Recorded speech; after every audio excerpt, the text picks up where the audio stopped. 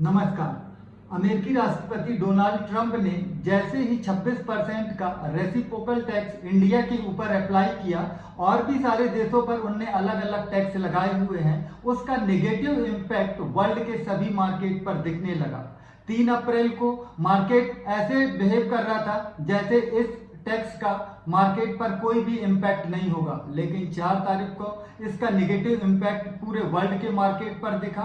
Even America के market पर सबसे ज्यादा दिखा। अमेरिका के डाउ जोन्स और नेस्डैक लगभग 10 से 11% टूटे हुए हैं और SGX निफ्टी भी लगभग 500 से 600 पॉइंट की गिरावट दिखा रहा है, जिसका नेगेटिव इम्पैक्ट मंडे को स्टॉक मार्केट में देखने के लिए मिलेगा।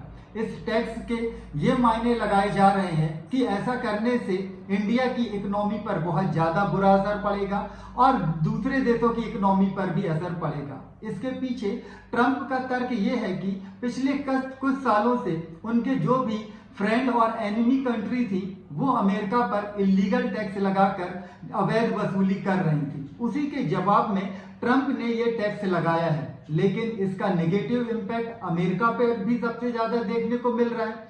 चाइना ने 34% का टैक्स अमेरिका के ऊपर लगा दिया है और आने वाले समय में दूसरे देश भी अमेरिका के ऊपर तरह तरह के टैक्स लगाएंगे, जिसके कारण शेयर मार्केट डाउन है। लेकिन इस टैक्स का कोई इतना लंबा असर नहीं पड़ने वाला है स्टॉक मार्केट पर। ये एक इंस्टेंट इम्पैक्ट है। मैं ये नहीं कहता कि यहां से मार्केट गिरेगा, नहीं। मंडे को मार्केट और भी ज्यादा नेगेटिव इम्पैक्ट दिखा सकता है, लेकिन एक लेयर के बाद मार्केट अपने आप संभलना स्टार्ट कर देगा। अगर आपका नजरिया लंबा है और अगर यदि आप लॉन्ग टर्म के लिए निवेशित हैं तो आप अपने शेयरों पर बने रहिए। इसका इम्पैक्ट फिर मैं कह रहा हूं इंस्टेंट है, लॉन्ग टर्म पर कुछ भी नहीं होगा। आगे की बात आगे की वीडियो में। नमस्कार।